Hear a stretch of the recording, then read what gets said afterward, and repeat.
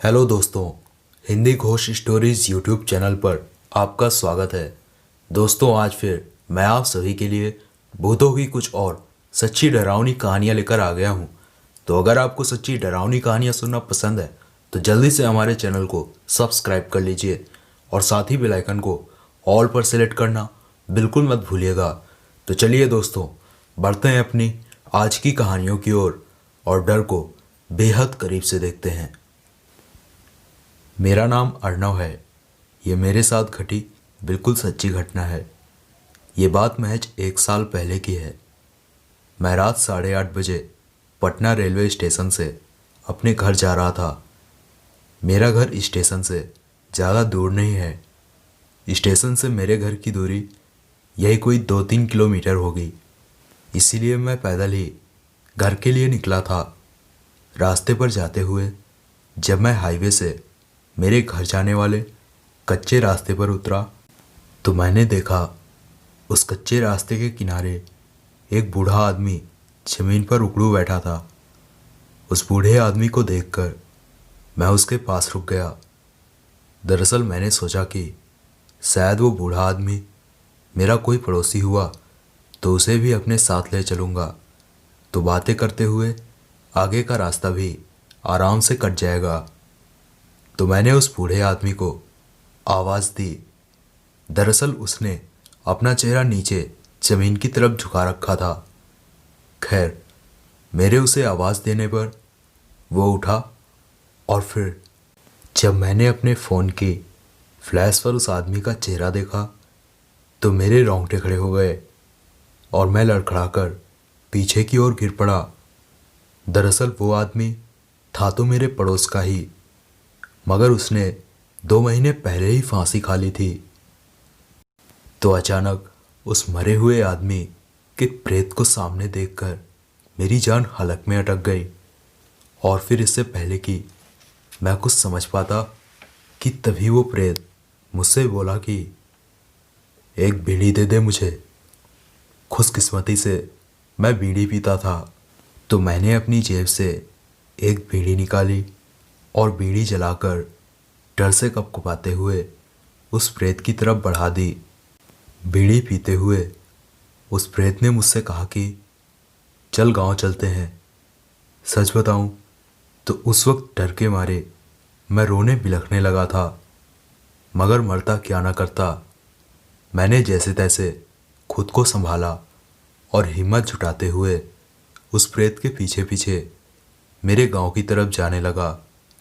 रास्ते पर आगे बढ़ते हुए मैं अब गांव से कुछ ही कदम की दूरी पर था कि तभी एकाएक वो प्रेत रास्ते के किनारे मौजूद एक बड़े पुराने और विकराल पीपल के पेड़ की ओर गया और मेरे देखते ही देखते वो प्रेत उसी पीपल के पेड़ में समा गया। वो देखकर मेरे जान में जान आई और मैं चीखता चिल्लाता हुआ मेरे गांव की तरफ भागा और तब तक भागता रहा जब तक कि मैं मेरे गांव के लोगों के बीच नहीं पहुंच गया। और फिर जब गांव के लोगों ने मेरी ऐसी हालत देखी तो गांव वालों के पूछने पर मैंने जोरों से हाँफते हुए गांव वालों को सारी बात बताई। मेरी बात सुनकर गांव वाले भी सत्ते में आ गए और फिर गांव वाले मुझे बगल के गांव के एक पहुंचे हुए भगत के पास ले गए। और फिर जब मैंने भगत को पूरी बात बताई तो भगत ने मेरे सर पर हाथ रखा और फिर कुछ देर शांत रहने के बाद भगत ने कहा कि तेरे ऊपर तेरे पुरखों का आशीर्वाद है और आज तेरे पुरखों की रूह ने ही तुझे उस प्रेत से बचाया है, वरना वो प्रेत तुझे जिंदा नहीं छोड़ता। उस भगत की बात सुनकर मेरे रोंगटे खड़े हो गए। खैर, फिर गांव वालों के साथ मिलकर भगत उस पीपल के पेड़ के पास पहुंचा और फिर उस भगत ने उस पीपल के पेड़ पर कुछ तेल चढ़ाकर वहीं पर कुछ शराब की बोतलें रखी और फिर हम सब वापस गांव लौट गए। दोस्तों, आज इस घटना को हुए 1 साल बीत चुका है, लेकिन फिर कभी दोबारा मेरा सामना उस खौफनाक प्रेत से नहीं हुआ। तो दोस्तों ये थी मेरे साथ घटी बिल्कुल सच्ची घटना। दोस्तों जो मैं आपको बताने जा रहा हूँ ये मेरी पूरी फैमिली के साथ हुआ था, मगर इसमें हमारी गलती नहीं थी क्योंकि हमें तो इस बारे में कुछ पता भी नहीं था कि वहाँ ऐसा भी कुछ हो सकता है। दरअसल दोस्तों ये सब हमारे साथ तब हुआ जब हम एक नए घर पर शिफ्ट हुए थे जिसे हमने 17 लाख रुपए में ख़रीदा था। वो घर देखने में काफ़ी अच्छा और बेहतरीन था और हमारे पहले वाले घर से काफ़ी बड़ा था। बस उस घर से जुड़ी कुछ चीज़ें थीं मेरे दिमाग में बार बार आती थी। उस घर के लगभग 1 किलोमीटर के दायरे में कोई भी दूसरा घर नहीं था और उस घर के आसपास में कई सारे पीपल के पेड़ थे। और दोस्तों आप सबको तो पता ही है कि पीपल के पेड़ पर कई सारी नकारात्मक शक्तियों का वास होता है, मगर इतने बेहतरीन और सस्ते में मिल रहे घर के सामने हमने इन चीज़ों को नज़रअंदाज कर दिया था। 17 सितंबर 2007 को वो उस घर पर हमारा पहला दिन था। मेरी फैमिली में कुल 6 लोग थे। मैं, मेरा छोटा भाई, मेरी माँ और पापा और हमारे दादा और दादी। अपने पुराने घर का सारा सामान हमने उस घर में शिफ्ट कर लिया था और उस दिन हम दोनों भाइयों के पास बस एक ही काम था, सारा सामान सही तरीके से उस घर पर सेट करना। तो हम दोनों उस घर पर कमरे में साफ़ सफाई करके अच्छी तरह से सारा सामान सेट करने में लगे हुए थे। हमारी माँ किचन में काम कर रही थी और दादा दादी घर के बाहर टहल रहे थे। हम दोनों कमरे में सफाई कर ही रहे थे कि तभी माँ ने मेरे छोटे भाई को किसी काम से आवाज़ दी तो वो माँ के पास किचन में चला गया। अब कमरे में मैं अकेला सफाई कर रहा था और अभी मुझे कमरे में सफाई करते 5 मिनट ही हुए थे कि तभी मैंने कमरे में कुछ अजीब सी गंध महसूस की और वो गंध धीरे धीरे बढ़ती ही जा रही थी। मैंने कमरे में हर तरफ चेक किया मगर मुझे ऐसा कुछ भी नहीं मिला जिससे गंध आ सकती हो। मैं इस बारे में माँ को बताने के लिए कमरे से बाहर ही जाने वाला था कि तभी मुझे याद आया कि मैंने बेड के नीचे तो चेक ही नहीं किया था। तो क्योंकि अभी उस घर पर लाइट की कोई व्यवस्था नहीं थी, सिर्फ दिन की रोशनी में ही मैं कमरे की सफाई कर रहा था, मगर बेड के नीचे तो वैसे भी अंधेरा होता है। तो इसीलिए मैंने अपने बैग से टॉर्च निकाली और बेड के पास ज़मीन पर बैठकर मैंने टॉर्च मारी तो मैंने देखा कि बेड के नीचे ब्लैक पॉलीथीन में लिपटा हुआ कुछ रखा था और उसी में से बहुत गंध आ रही थी। मैंने उसे खींचने की काफ़ी कोशिश की पर वो चीज़ बहुत भारी थी, मगर जैसे तैसे खींचकर मैंने उसे बाहर निकाला और फिर मैंने उसकी ब्लैक पॉलीथीन को हटाना शुरू किया। और फिर ब्लैक पॉलीथीन हटाते ही मैंने जो देखा वो देखकर मेरी चीख निकल गई।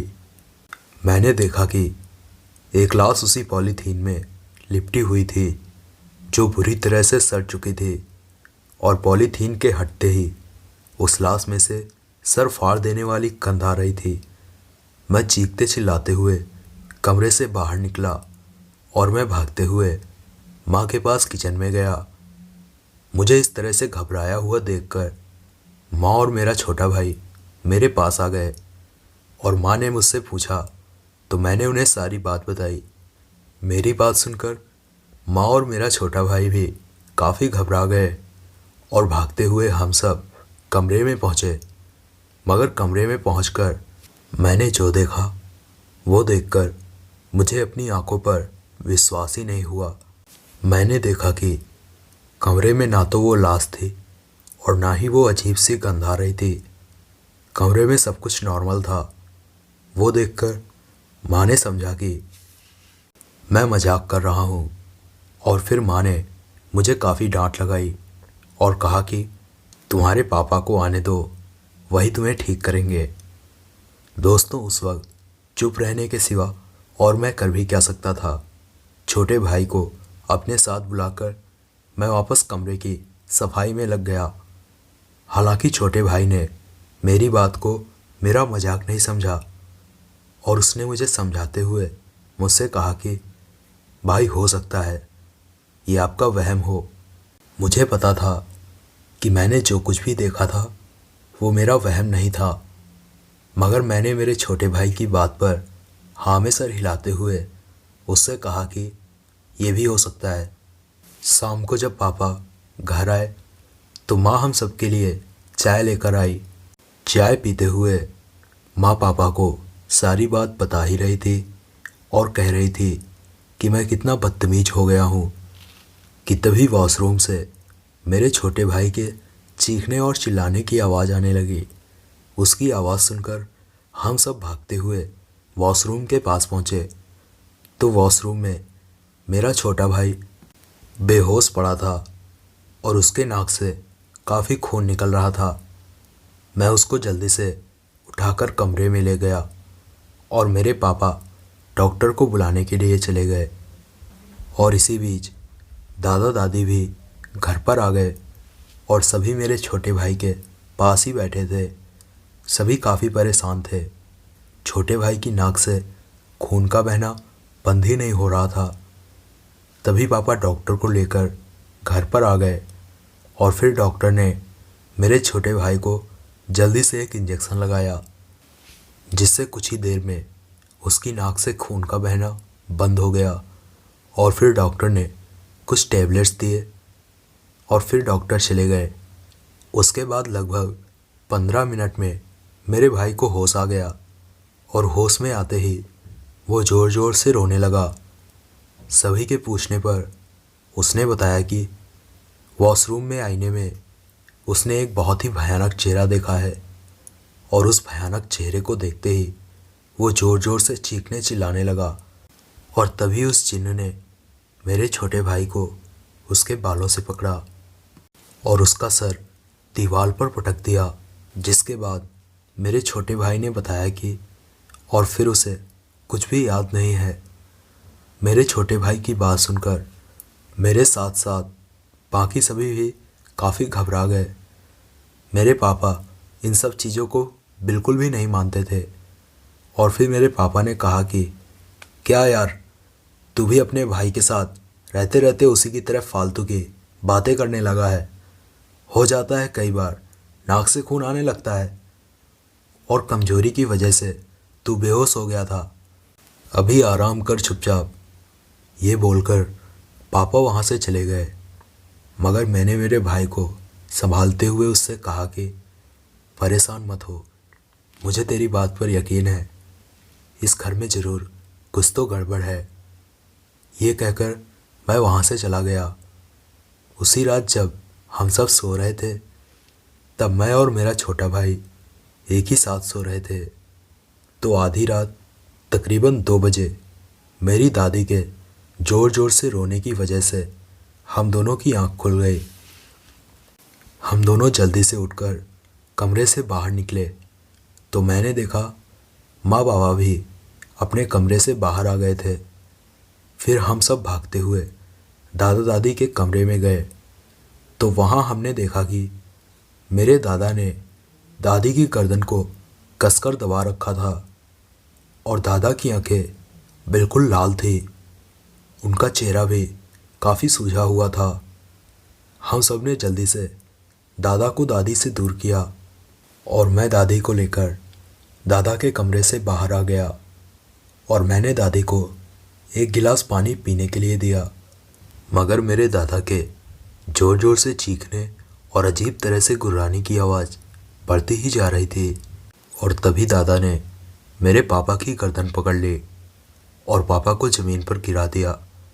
दादा ने पापा की गर्दन को इस तरह से दबा रखा था कि पापा की गर्दन पर दादा के नाखून घुस चुके थे। पापा की सांस अटकने लगी थी। मैंने और मेरे छोटे भाई ने मिलकर दादा को पापा से दूर किया और माँ से पापा को कमरे से बाहर ले जाने के लिए कहा।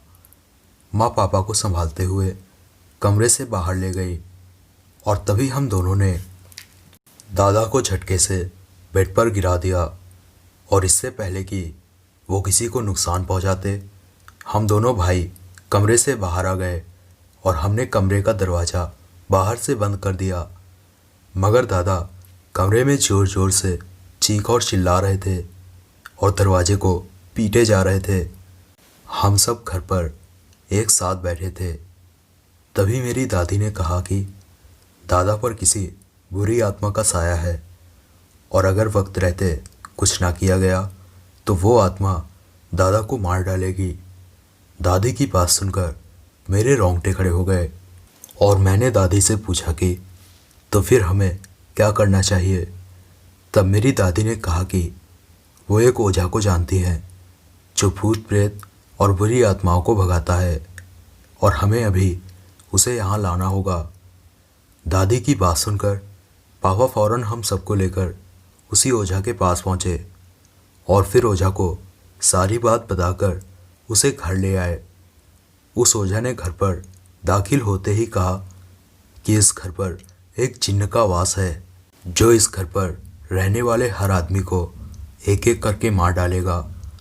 उस ओझा की बात सुनकर हम सब काफ़ी डरे हुए थे और फिर जैसे ही हम घर के अंदर पहुँचे तो मैंने नोटिस किया कि घर पर सब कुछ नॉर्मल था और दादा की भी चीखने और गुर्राने की आवाज़ें हमें सुनाई नहीं दे रही थी। फिर ओझा को साथ लेकर हम सब दादा के कमरे में पहुँचे और कमरे में हमने देखा कि दादा की आंखों की पुतलियाँ टंग चुकी थी और दादा की जीभ उनके मुंह से बाहर निकली हुई थी। वो देखकर मैं बिल्कुल सन्न पड़ गया। तभी दादी ज़ोर ज़ोर से रोते बिलखते हुए दादा के शरीर को हिलाने डुलाने लगी। दोस्तों, दादा की बुरी तरह से मौत हो चुकी थी। हम सबकी आंखों में आंसू थे और मैं बेहद ही डरा हुआ था। तभी उस ओझा ने कहा कि इनकी लाश को जल्दी से जल्दी इस घर से बाहर निकाल दो वरना वो जिन्न इनकी आत्मा पर कब्जा कर लेगा। ओझा ने कहा कि इनका जल्दी से जल्दी अंतिम संस्कार कर दो और अब आप में से कोई भी इस घर में वापस मत आना। फिर हम सभी उसी वक्त दादा के मृत शरीर को लेकर उस घर से बाहर आ गए और हमने दादा का अंतिम संस्कार किया और वापस हम उसी पुराने घर में शिफ्ट हो गए। दोस्तों, ये मेरी पूरी फैमिली के साथ घटी बिल्कुल सच्ची घटना है। ये मैं आपको साबित नहीं करना चाहता, बस आपको इतना बताना चाहता हूँ, ज़िंदगी में कभी भी इन चीज़ों से मत उलझना। तो हेलो दोस्तों, कैसे हो यार आप सब लोग। उम्मीद करता हूँ सभी लोग बहुत अच्छे होंगे। दोस्तों, हिंदी घोस्ट स्टोरीज़ हमारे इस चैनल पर आप सभी का बहुत स्वागत है। आप सभी को कहानियाँ कैसी लग रही हैं नीचे कमेंट करके बताना बिल्कुल मत भूलिएगा और साथ ही अपने फेवरेट टॉपिक कमेंट में बताया करो यार। मैं पूरी कोशिश करूँगा कि आप सभी के फेवरेट टॉपिक्स पर जल्दी से जल्दी वीडियो लेकर आऊँ। तो दोस्तों, मैं मिलता हूँ आपसे एक नए दिल दहला देने वाले सच्चे एपिसोड पर। तब तक आप सभी हमारे हिंदी घोस्ट स्टोरीज़ और ब्लडी संडे चैनल पर अपलोड वीडियोस को देख सकते हो और अपना पूरा प्यार अपने छोटे भाई को दे सकते हो। आप सभी का बहुत धन्यवाद। Till then take care, bye bye. और साथ ही मज़े से देखते रहो और जहाँ भी हो मत जाते रहो यार।